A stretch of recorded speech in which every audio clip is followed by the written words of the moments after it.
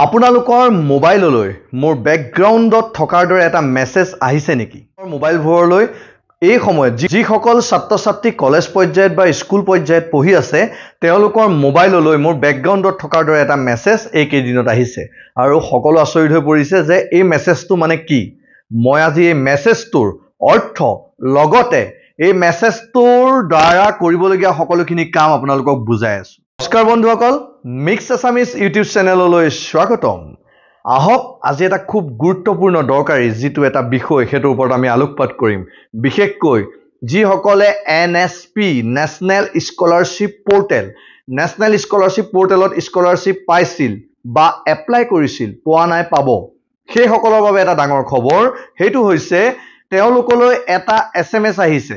SMSটো এনেকুৱা ধৰণৰ R23 hash এনেকুৱা স্ল্যাশ এডাল আছে, তাৰ পিছত কেইটামান সংখ্যা আছে আৰু এইটো কোৱা হৈছে এটা ৰেজিষ্ট্ৰেচন আইডি আৰু ইয়াক কৰিব লাগে আপোনালোকে OTR ভেৰিফাই। এতিয়া OTR ভেৰিফাই কি মই কৈ লওঁ। মোৰ বেকগ্ৰাউণ্ডত দেখি আছে আপোনালোকে OTR means one time registration. আগতে যদি আপুনি স্কলাৰশ্বিপ পাইছিলে, লাগিলে সেইটো ইচ্ছানুদয়ে হওক, বিভিন্ন ধৰণৰ হজৰত মহম্মদ মৌলানা বিভিন্ন স্কলাৰশ্বিপ হওক, নাইবা ষ্টেটৰ post matric pre matric scholarship যিয়েই নহওক আপোনালোকে যদি পাইছিলে বা এপ্লাই কৰিছিলে সেইসকলে এতিয়া নতুনকৈ ওৱান টাইম ৰেজিষ্ট্ৰেচন কৰিব লাগিব। কাৰণ NSP পৰ্টেল আপোনালোকৰ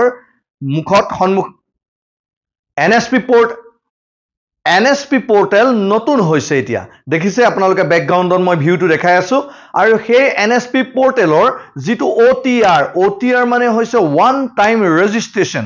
সেই ওৱান টাইম ৰেজিষ্ট্ৰেচন কৰিবলৈ কি কৰিব লাগিব? আহক একেবাৰে সহজ টিক্স নিজৰ মোবাইলত কৰিব পাৰিব। কোনো ধৰণৰ কাফে বা কম্পিউটাৰ চেণ্টাৰলৈ যোৱাৰ প্ৰয়োজন নাই আৰু কম্পিউটাৰত কৰিবও নোৱাৰি। প্ৰথমতে আপোনাৰ মোবাইলটো 5G হলে বেছি ভাল। 4G সাপোৰ্ট হলেও কোনো কথা নাই, নেটৰ কিন্তু যিটো স্পীড সেইটো ভাল লাগিব। প্ৰথম কথা আপুনি এটা এপছ ডাউনলোড কৰিব লাগিব প্লে ষ্টৰৰ পৰা।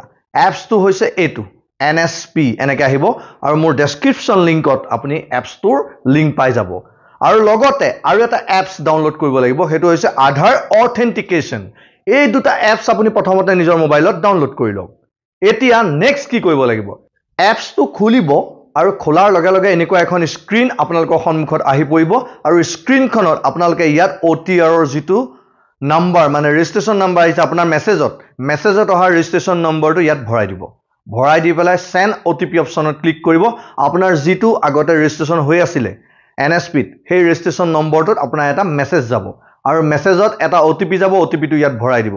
ভৰাই দিয়াৰ লগে লগে এনে ধৰণৰ এখন স্ক্ৰীন আহিব, ফেচ অথেণ্টিকেশ্যন কৰিবলৈ আহিব আৰু ফেচখন যেতিয়া আপোনাৰ অথেণ্টিকেট কৰি দিব আপোনাৰ মোবাইললৈ এটা মেছেজ আহিব, your OTR submission has successfully submitted বুলিও আহিব, বা আপুনি আপোনাৰ যিটো মোবাইলত কৰিব তাতো এটা OTR ID আহি পৰিব আৰু OTR IDটো অহা মানে আপোনাৰ কাম সমাপ্ত, তাত বেলেগ কাম নাই। ইয়াৰ পাছত আপোনালোকে OTR IDটো দি পেলাই আপোনাৰ যদি পাছৱৰ্ড মনত নাই বা বেলেগ পাছৱৰ্ড দিব খোজে তেতিয়াহ'লে দিব পাৰে। এইখিনিয়ে আছিল, একেবাৰে সহজ।